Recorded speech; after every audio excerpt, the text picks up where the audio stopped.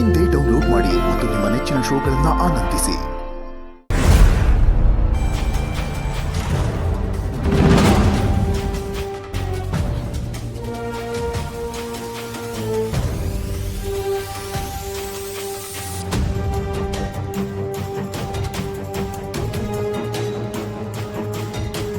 ಇಲ್ಲ ಇಲ್ಲ,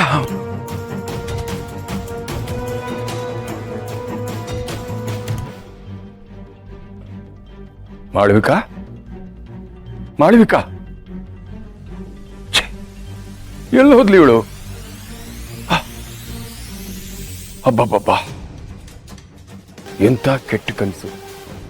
ಇದ್ದಕ್ಕಿದ್ದಾಗೆ ಯಾಕೆ ಕನಸು ಬಿತ್ತು ನನಗೆ? ದುರ್ಗಾ ಮತ್ತೆ ಶರತ್ಗೆ ಏನೋ ತೊಂದರೆ ಇದೆ ಅನ್ನೋ ಸೂಚನೆನಾ ಇದು? ತಾಳಿ ಕಟ್ಟಾಗಿ ಬೀಳೋದು ಖಂಡಿತ ಶುಭ ಸೂಚನೆ ಅಲ್ಲ ಇದು. ಕನಸಿನಲ್ಲಾದರೂ ಅದು ಅಪಶಕುನನೇ. ಅಮ್ಮ, ನಾನು ದಾಕ್ಷಾಯಣಿ ಮದುವೆ ಆದಾಗಲೂ ಹೀಗೆ ಆಗಿತ್ತು. ಈಗ ದುರ್ಗಾ ಮತ್ತೆ ಶರತ್ ಮದುವೆಯಲ್ಲೂ ಯಾವುದೇ ಶಾಸ್ತ್ರನ ಸರಿಯಾಗಿ ಮಾಡೋಕ್ಕಾಗಲಿಲ್ಲ. ಹೀಗೆ ಆಗುತ್ತೆ ಅಂತ ಎಲ್ಲ ಗೊತ್ತಿದ್ದು ನಾನು ಸುಮ್ಮನೆ ಇದ್ರೆ ತಪ್ಪಾಗುತ್ತೆ. ಶರತ್ ಮತ್ತೆ ದುರ್ಗಾಗಿ ಏನೂ ಆಗಬಾರ್ದು. ಈಗಾಗಲೇ ಅಂಬಿಕಾನ ಕಳ್ಕೊಂಡಿರೋದೇ ಸಾಕು. ಇಲ್ಲ ಇಲ್ಲ, ನಾನು ಶರತ್ ಹತ್ರ ಮಾತಾಡಲೇಬೇಕು.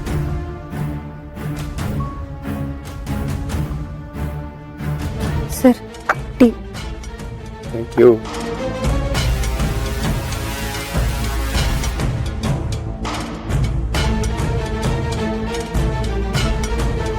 ಸರ್, ನೀವೇನು ಕೇಳಬೇಕು ಅಂತ ಅಂದ್ಕೊಂಡಿದ್ರು ನಂಗೆ ತುಂಬ ಚೆನ್ನಾಗಿ ಗೊತ್ತು.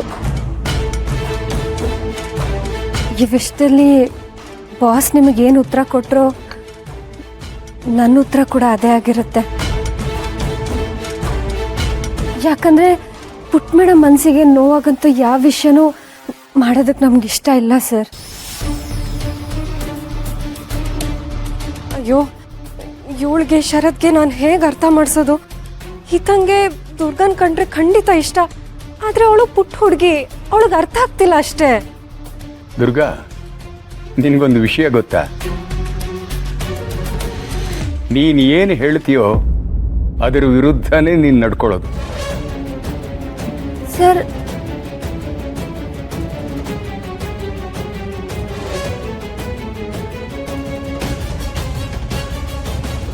ನೀನು ನಿನಗೆ ದೇವಿ ಮೇಲೆ ನಂಬಿಕೆ ಇಲ್ಲ ಅಂತೀಯ, ಅವಳನ್ನು ನೋಡೋದೇ ಇಲ್ಲ ಅಂತೀಯ. ಆದರೆ ಬೇರೆಯವರಿಗೋಸ್ಕರ ಅವಳ ಮುಂದೆ ವ್ರತ ಮಾಡ್ತೀಯ. ನೀನು ಮತ್ತೆ ಮದುವೆ ಆಗೋದಿಲ್ಲ ಅಂತೀಯ. ಶರತ್ತನ್ನು ಮದುವೆ ಆಗಿರೋದು ನನಗೆ ಗೊತ್ತೇ ಇಲ್ಲ ಅಂತೀಯ. ಆದರೆ ಹಿತಾಗೆ ನೀನು ತಾಯಿ ಎಷ್ಟೇ ಪ್ರೀತಿ ಕೊಡ್ತೀಯ. ನೀನು ನಮ್ಮ ಕುಟುಂಬದ ಒಂದು ಭಾಗ ಅಂತ ಎಷ್ಟೋ ಜನ ಒಪ್ಕೊಳ್ಳದೇ ಇದ್ರೂ ನಮ್ಮ ಕುಟುಂಬಕ್ಕೆ ಒಳ್ಳೆ ಕೆಲಸನೇ ಮಾಡ್ತಾ ಇದೀಯ. ಮೊನ್ನೆನು ದುರ್ಗಾಪುರದಲ್ಲಿ ಹಿತಾಗೋಸ್ಕರ ಎಷ್ಟೊಂದು ರಿಸ್ಕ್ ತಗೊಂಡೆ ನೋಡು. ಆ ದೇವಿಗೆ ಅಭಿಷೇಕನೂ ಮಾಡಿದೆ. ಆದರೆ ನಾನು ಅದನ್ನೆಲ್ಲ ಮಾಡಿದ್ದು ಪುಟ್ಟ ಮೇಡಮ್ಗೋಸ್ಕರ ಸರ್. ಪೂಜೆ ಮಾಡಿಸ್ಕೊಳ್ಳೋಳು, ಅದು ಯಾವತ್ತು ನಮ್ಮ ಅಕ್ಕನ ನನಗೆ ಹುಡ್ಕೊಡ್ತಾಳೋ ಆವತ್ತು ನಾನು ಅವಳ ಮುಖ ನೋಡ್ತೀನಿ. ಅಯ್ಯೋ ದುರ್ಗಾ, ನಿನಗೀಗಾಗಲೇ ನಿನ್ನ ಅಕ್ಕ ಸಿಕ್ಕಿದಾಳೆ.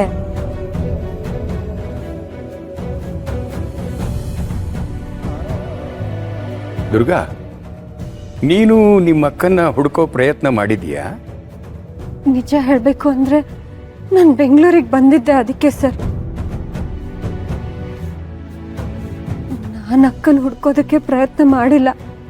ಆದರೆ ನಂಗೆ ಯಾರೋ ಒಬ್ರು ಸಹಾಯ ಮಾಡ್ತೀನಿ ಅಂದಿದ್ರು. ಆದರೆ ಹೋಗ್ಲಿ ಬಿಡು. ನಿಮ್ಮ ಅಕ್ಕನ ಬಗ್ಗೆ ನಿನ್ನ ಹತ್ರ ಏನೇನು ಡೀಟೇಲ್ಸ್ ಇದೆಯೋ ಅದೆಲ್ಲ ನನಗೆ ಕೊಡು, ನಾನು ನಿನಗೆ ಹೆಲ್ಪ್ ಮಾಡ್ತೀನಿ.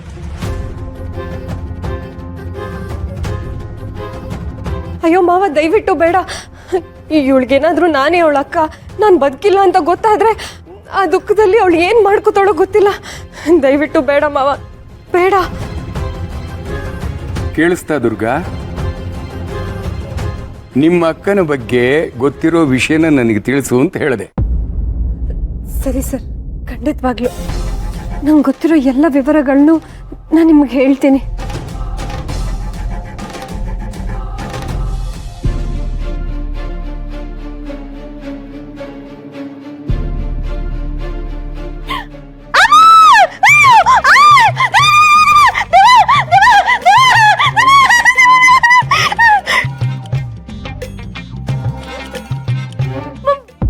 ಮಾಯಾ, ನೀನಾ? ಯಾಕೆ ಕೂಗಾಡ್ತಿದ್ದೀರಾ? ಅಯ್ಯೋ, ಈ ಕಿರಿಸ್ದೆ ಏನ್ ಮಾಡ್ಲಿ ಮಾಯಾ? ಪ್ರಾಣಿ ಬೇರೆ ಗೆಸ್ಟ್ ಹೌಸ್ ಅಲ್ಲಿ ಇರ್ತೀನಿ ಅಂತ ಹೇಳಿದ್ರು. ನೀನ್ ಹಿಂಗ್ ಬಂದ್ ಕೂತ್ರೆ ನನಗೆ ಭಯ ಆಗಲ್ವಾ? ನಾನು ನೀವ್ ಹೇಳೋದನ್ನೇ ಕಾಯ್ತಾ ಇದ್ದೆ. ನಿಮ್ಗೊಂದು ಗುಡ್ ನ್ಯೂಸ್ ಇದೆ. ಗುಡ್ ನ್ಯೂಸಾ? ಓ, ದುರ್ಗನ್ ಗುಡ್ ನ್ಯೂಸಾ? ಅಲ್ಲ ಮಾಯಾ, ಅವಳು ಷರತ್ತು ಒಟ್ಟಿಗೆ ಇಲ್ವೇ ಇಲ್ಲ. ಅದ್ ಹೇಗ್ ಗುಡ್ ನ್ಯೂಸ್? ನನ್ ಮುಂದೆನೆ ಹಿಂಗೆಲ್ಲ ಮಾತಾಡೋದಕ್ಕೆ ಎಷ್ಟೇ ಇದೆಯಾ ನಿಮ್ಗೆ? ಗುಡ್ ನ್ಯೂಸ್ ಅಂದ್ರೆ ಅದೊಂದೇನಾ? ಅಯ್ಯೋ, ನಮಗ್ ಗೊತ್ತಿರೋದು ಅದೊಂದೇನಪ್ಪ. ಸರಿ, ಏನ್ ವಿಷಯ ಹೇಳು. ಶರತ್ತು ಮದ್ವೆಗೆ ಒಪ್ಕೊಳ್ಳಿಲ್ಲ. ಮದ್ವೆನಾ? ಇವಳು ಹುಚ್ಚೇನಾದ್ರೂ ಹೆಚ್ಚಾಗಿ ಶರತ್ತು ದುರ್ಗಾ ಮದ್ವೆ ಆಗಿರೋದೇ ಮರ್ತೋಯ್ತಾ? ಹೌದು, ಶರತ್ತು ಮದ್ವೆಗೆ ಒಪ್ಕೊಳ್ಳಿಲ್ಲ. ಏನ್ ಹೇಳ್ತಾ ಇದೀಯ ಮಾಯಾ? ಅವ್ರದ್ದು ಆಲ್ರೆಡಿ ಮದ್ವೆ ಆಗಿದೆ. ಓ, ನೀನು ನಿದ್ದೆಗಣ್ಣಲ್ಲಿ ಎದ್ದು ಬಂದು ಹೀಗೆ ಮಾತಾಡ್ತಿದೀಯಾ? ಮಾಯಾ, ಮಾಯಾ, ಹಲೋ. ನಿದ್ದೆಗಣ್ಣಲ್ಲಿರೋದು ನಾನಲ್ಲ, ನೀವು. ಈಗ ತಾನೇ ಶರತ್ತು ಜಗನ್ನಾಥ್ ಅಂಕಲು ಮಾತಾಡ್ತಾ ಇರೋದನ್ನ ಕೇಳಿಸ್ಕೊಂಡೆ. ಅಂಕಲು ಶರತ್ನ ಇನ್ನೊಂದ್ಸಲ ಮದ್ವೆ ಆಗು ಅಂತ ಹೇಳಿದ್ರು, ಶಾಸ್ತ್ರಬದ್ಧವಾಗಿ. ಹೌದಾ? ಹೌದು, ಬಟ್ ಶರತ್ ಆಗೋದೇ ಇಲ್ಲ ಅಂದ್ರು. ಈತಂಗೆ ಬೇಜಾರಾಗುತ್ತೆ ಅಂತ ಹೇಳಿದ್ರು. ನಿಜಾನೇ ತಾನೆ? ಆ ಪಿಳ್ಳೆಗೆ ಬೇಜಾರಾಗುತ್ತಲ್ಲ. ಅದಕ್ಕೆ ಹೇಳುದು ನಿಮ್ ತಲೆಯಲ್ಲಿ ಬುದ್ಧಿ ಇಲ್ಲ ಅಂತ. ಶರತ್ತು ಜಗನ್ನಾಥ್ ಅಂಕಲ್ ಮುಂದೆ ಸುಮ್ನೆ ಹಾಗೆ ಹೇಳಿರ್ತಾರಷ್ಟೇ. ದುರ್ಗನ್ನ ಮದ್ವೆ ಆಗಲ್ಲ ಅಂತ ಹೇಳಿರೋದು ನನ್ಗೋಸ್ಕರನೇ ಆಗಿರತ್ತೆ. ಆದ್ರೂ ಮಾಯಾ, ನೀನ್ ಏನ್ ಹೇಳ್ತಾ ಇದೀಯಾ? ಅವ್ರಿಬ್ರು ಇವಾಗ ಮದ್ವೆ ಆದ್ರೆ ಎಷ್ಟು, ಬಿಟ್ರೆ ಎಷ್ಟು? ಅಯ್ಯೋ, ಅನ್ಬಿಲೀವಬಲ್. ಹೋಗಿ ಹೋಗಿ ನಿಮ್ಮ ಹತ್ರ ಹೇಳ್ತಿದ್ದೀನಲ್ಲ, ನನಗ್ ಬುದ್ಧಿ ಇಲ್ಲ. ಬುದ್ಧಿ ಇದ್ದಿರೋಳು ನೀನು.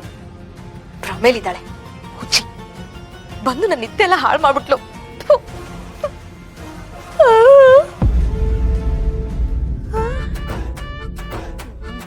ಕರ್ಮ, ಎಷ್ಟು ಚೆನ್ನಾಗಿ ಕನ್ಸ್ ಕಾಣ್ತಿದ್ದೆ.